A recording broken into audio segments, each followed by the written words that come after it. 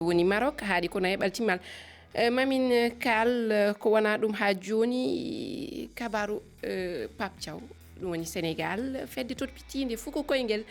Sénégal waɗi batu hanki e caggal ɗum ɓe gandini ɓe jiwat elto Sénégal o ko ɗum gadortoɗen holno jiruɗon ɗum tedduɓe bisimilla. Folletino fugu koyngel aduna ko hitande ujune ɗiɗi e nogase jeegom koye RFI fulfulde.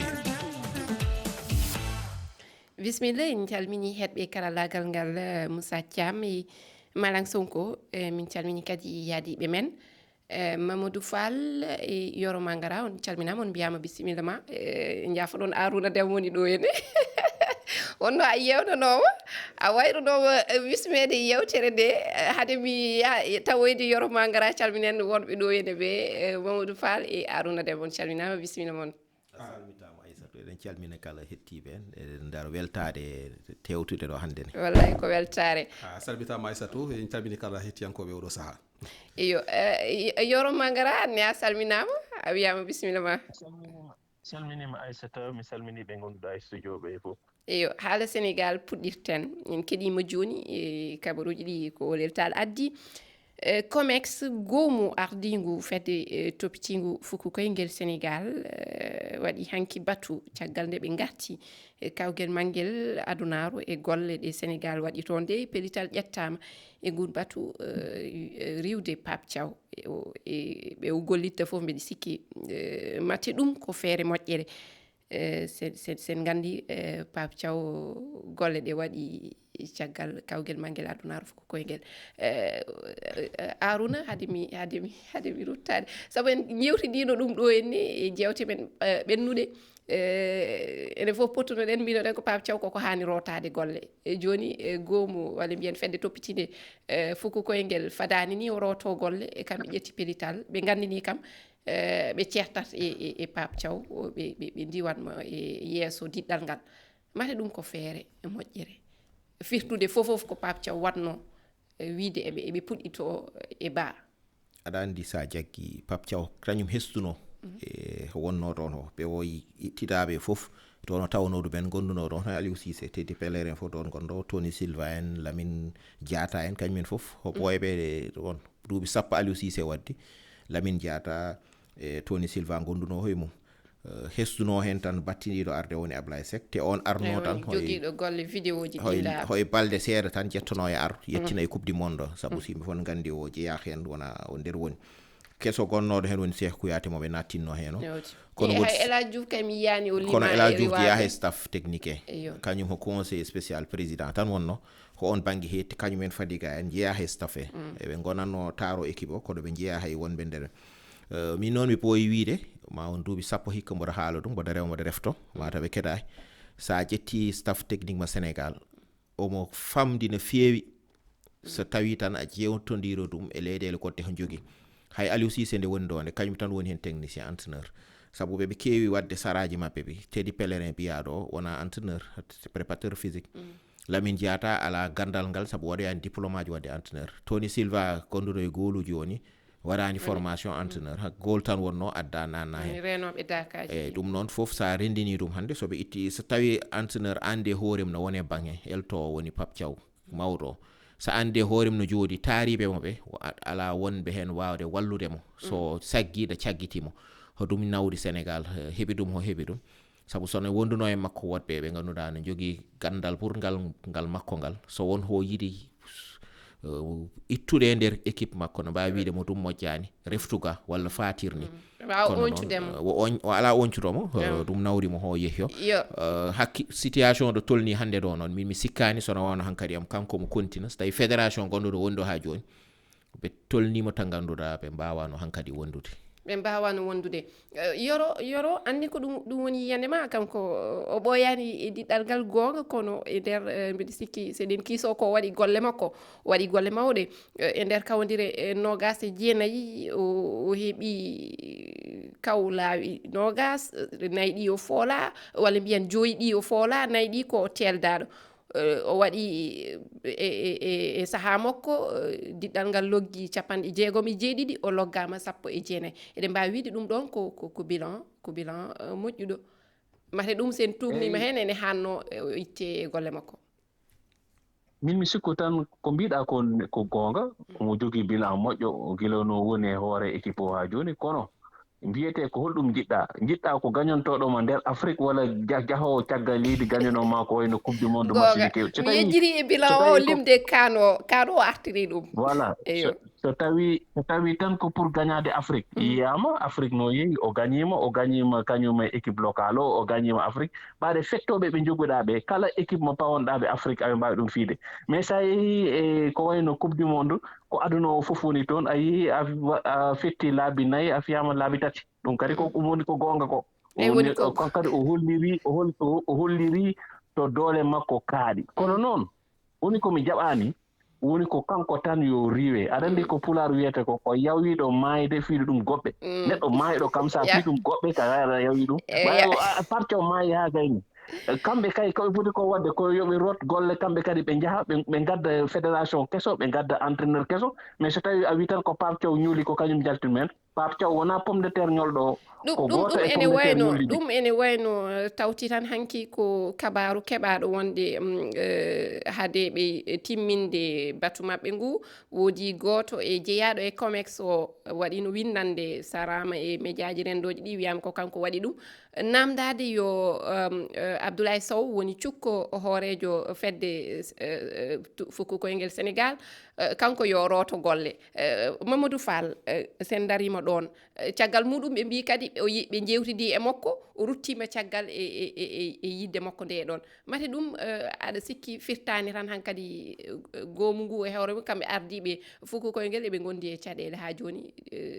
fooɗam walla eɓe poɗodira hakkude mabɓe eyyi aɗa andi oɗo saaha ko foof jiiɓi e batte fukku koyngel mo Sénégal ko gonga aɗa andi kamɓe ko e batte fédération ɓe goni kono fédération won ko darniɓe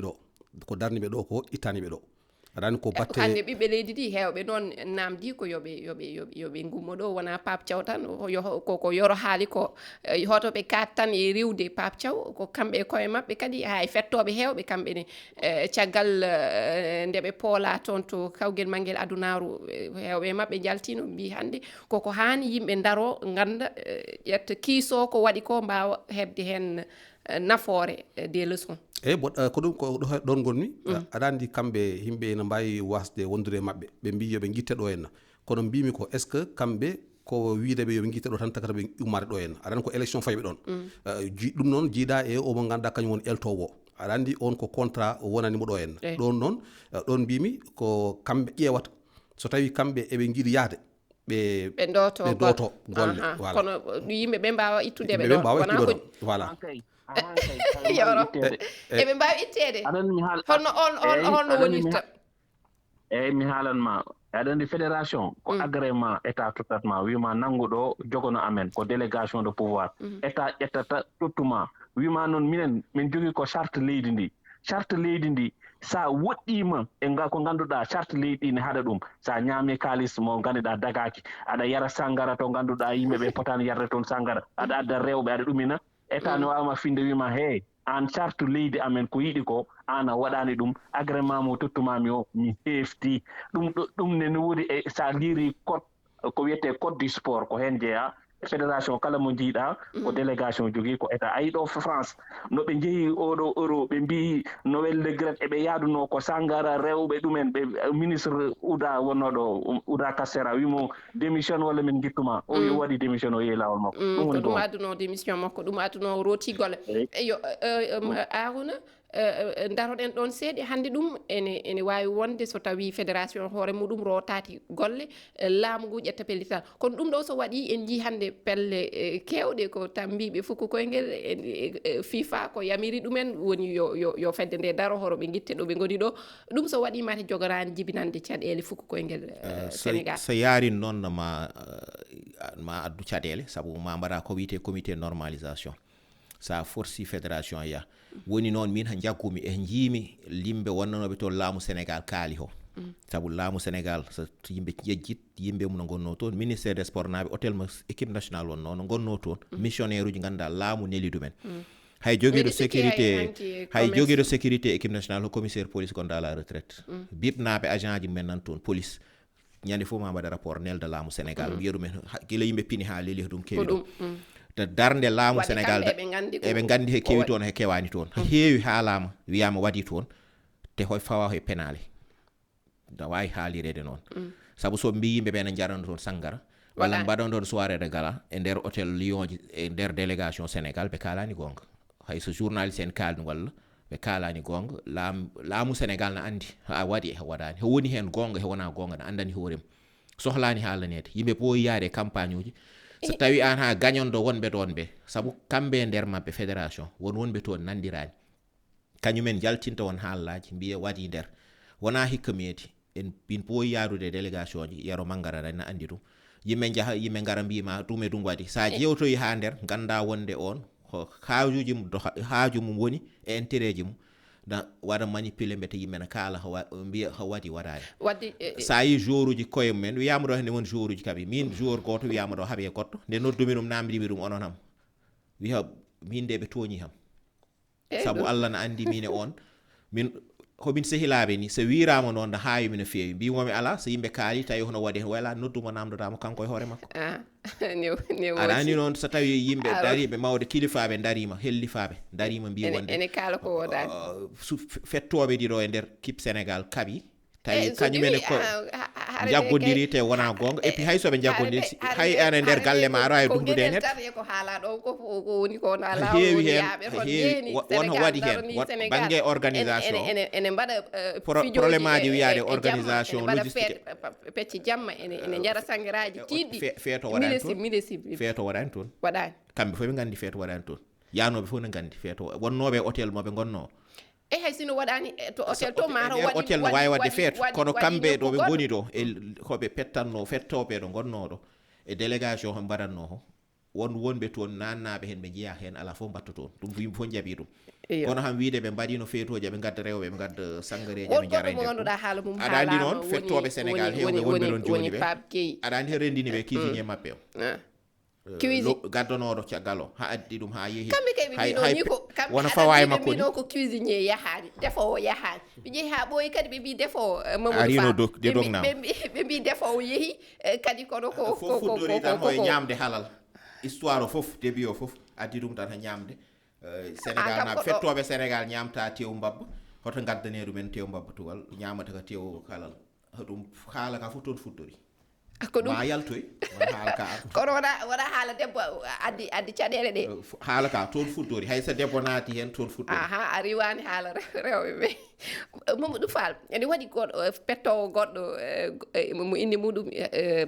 no wiye Pape Gueye kankone caggal nde kawguel manguel waɗi o waɗi no windande hollude mette ɓerde makko yimɓe noon ene kuuli yataw o fawetake jukkoje ɗum mata ene wawi wonde Mamadou Fall ɗum ɗo noon mi sikkani ɗum saabu ɗum sa ƴeewi omo ganda kañum on Pape Gueye ko pettowo wonko yi ko ganda welanimo o yi ko welanimo o haali ko foti haalde ko ɗon noon hankkadi koye lawol makko woni et puis ko waɗi ko kadi ko ɗum o foti wadde saabu ɗum sa ƴeewi kadi mettere o dañno nde woni omo jagguno wonde wonko fonno wadde e nder terrain he gam sénégal waɗani no yaltirrani kadi ɗum kadi welanimo ɗum fof ina jeeya hen ɗo joni ay Mamadou Fall aɗa ko tawi mi jaɓani bisimilla eyyi koko nodete yo fettu saɗa petta sa fettano joɗɗa galle ma kono o entraîneur e encadrement soɓe goni ɗo min mi artata oto artu Marseille de o ɗo no fettatno o waɗama aɗa ko wiyete blacklisté o nawa to ganduɗa ko réserviste ɓe ko toon goni ha o ummi toon ha o yi Villarreal o wiyani entraîneur e oɗo président soɓe goni ɗo mi wonta fettu ɓe ko mi enen ɓe jaɓi cuusa wadde ɗum kanko o yaltinama tan o wela o yaltinama sélection maɓɓe o yaltinama tan o yaltinama tawi o wiirano yaltude wo mettini Pape Thiaw yaltinimo omo ƴetti haalaji ɗo so waɗanomo sanctionné hannde ne pettata neɗɗo saabu code de conduite maɓɓe ɓe jogui a ala droit e nder équipe sénégal guila 2005 ha joni eɓe jogui code de conduite a ala droit yaltude boowal kaala ko potta haaloyde nder so tawi won jogui o haali faye entraîneur o walla fettoɓe wondi ɓe o haalta ɗum han nder so yaltidi ɗum boowal te o rewani lawol so welama woda fawa e makko kuugal no ay fawede makko so belama kono mi sikkani sababu mi jetto e toon no boɗande no en pamodirani Mamadou Fa gonga en pamodirani salimi ɗo gonnomi ɗo mi wiyani ko waɗi ko wiide warta fettude Sénégal ko mo rondi hen mbimi ko kanko ko waɗi ko wonko inno wadde nder équipe Sénégal waɗani ɗum mettere nden woni makko ɗum tagi o haali ɗum kono noon wonde ko haali ko tabu yaade hen mo yaɗani hen ɗum noon mi yettaki ɗon taw mi yaɗani hen saabu ɗum o fotani wadde ɗum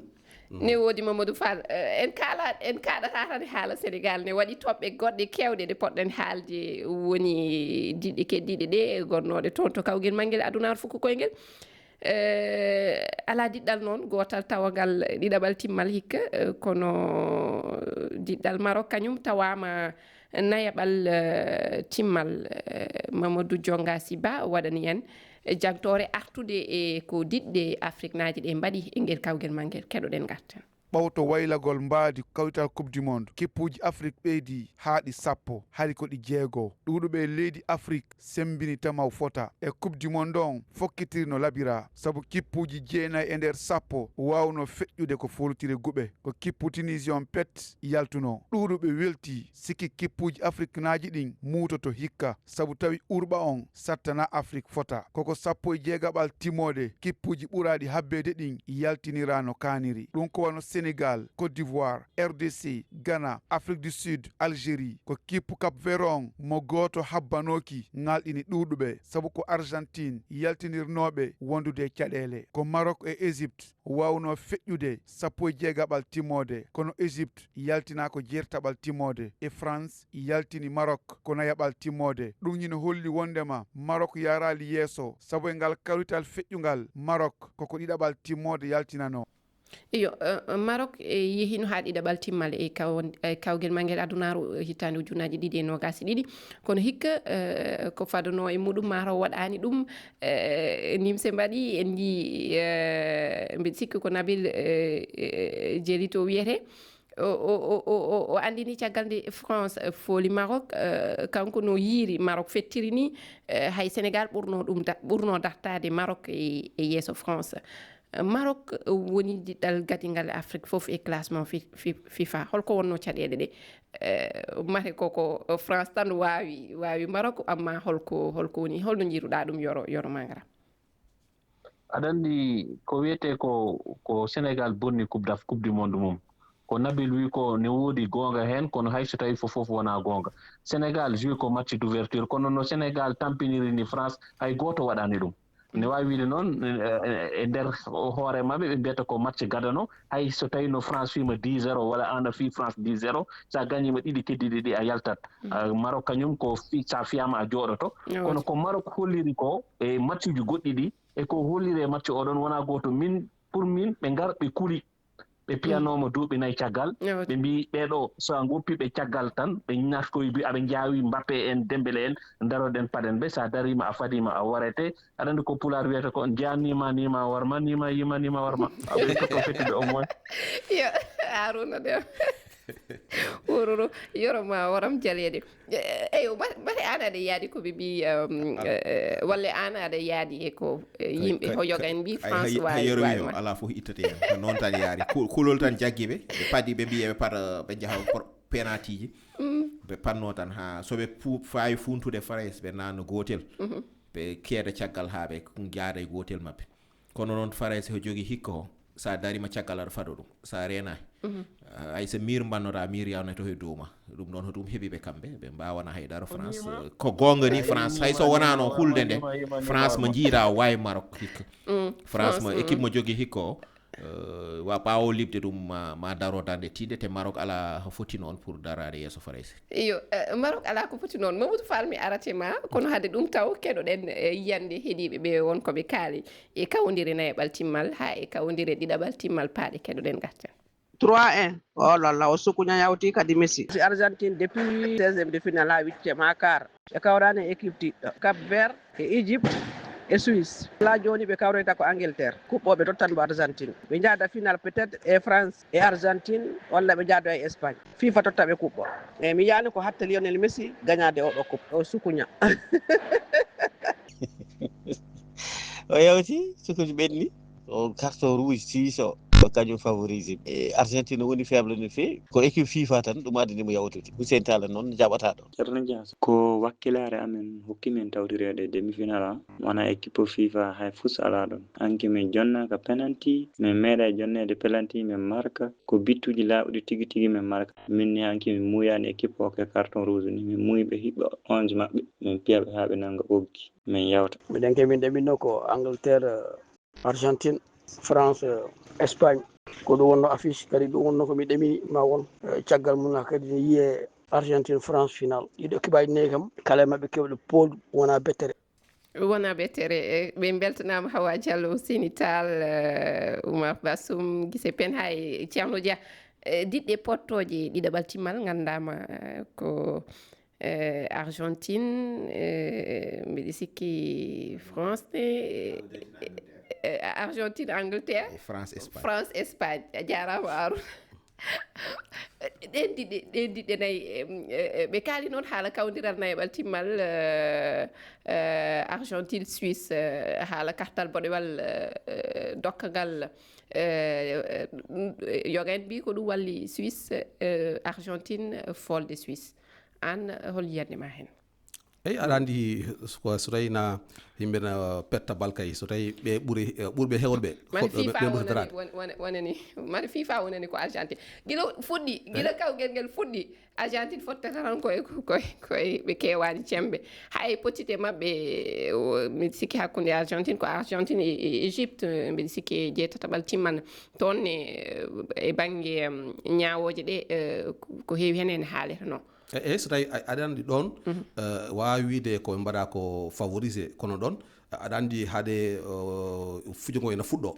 ina hollite wonde sa gagnima ɗo henna sa yalti ɗo ko o potata ɗum ɗon ko lawol ngal ganduɗa ko ina yitta ha paari kono ɗon sa ƴeewi ɗo joni Argentine ko holli hikka e coupe du monde ɗo ko wona Argentine mo ganduɗen walla mo ganduɗa ko Argentine dari ɗo no feewi kono noon caggal ɗum sa ƴeewi kippaji keddiɗi ɗi won nayyi yahoɓe ha joni ne kedde coupe du monde ɗi sa ƴeewi eyyi ko équipe aji ɗi ganduɗa kañumen ɓuuri darade aduna he saabu ɗum sa ƴeewi classement mondial o ko équipe aji nayyi gonɗi dow ɗi ne woodi yoro no yawiri ko keddoriɗen heewani mari aɗa ɗamini affiche timmal ngal wona Argentine France hono ko heɓano e kawgel manguel adunaro hitande ujunnaji ɗiɗi e nogas e ɗiɗi min ko ɓurmi yiide hikka wonata ko France Angleterre kamɓe ɗiɗo ɓuuri darade e tournoi o hayso tawi Angleterre hanki match mum yarani noon kono o Argentine mo jimi tampu e match ji maɓɓe tati ɓennuɗi ɗi Cap Vert ko Égypte e hanki fof Arouna holno jiiruɗa yiyande yeero nde ɗum ɓurmi jaggude Argentine so yettima ɗo hen wona yimɓe no abbitina caggal ala mboɗo jaggi tan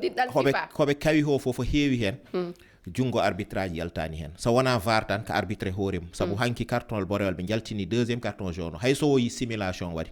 kanko waɗi sifflet fo tawa gayni o arti VAR wimo wonde o memanimo so memanimo hen e jarani wiide a waɗi simulation saabu an faute jinoɗa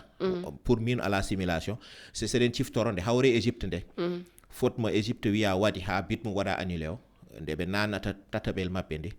action départ o sala faute baɗo noon waɗa e nder surface so arbitre VAR o noddino arbitre wi ar ƴeewto caggal ni noddirno wi to hen ar ƴeew caggal ni yarata no yarini ma en gartu e haala ñawoje hikka haala VAR e haala ko heewi woni sariyaji kesi gaddaɗe e banggue foko koyngel ngel ma en jewti ɗum foof mataw e jewte men paaɗe saabu ɗum ene jeeya hikka ko addi caɗele no feewi e banggue kawguel manguel adunaru foko koyngel yo mbeɗa yinno haalde haala Tour de France mi anda hande hol kawɗo e dawol sappo ɓiwal ngal dawol sappo ɓiwal walla dawol jeenawo ɓiwal ma en kal kadi walla min gandino haalde haala tennis kono ɗum foof heƴara hen tedduɓe on jettama heɗugol mo lobbol min jetti yaadiɓe men e yewtere nde ha e heɗɓe karallagal ngal on dokkama aadi Alet Garo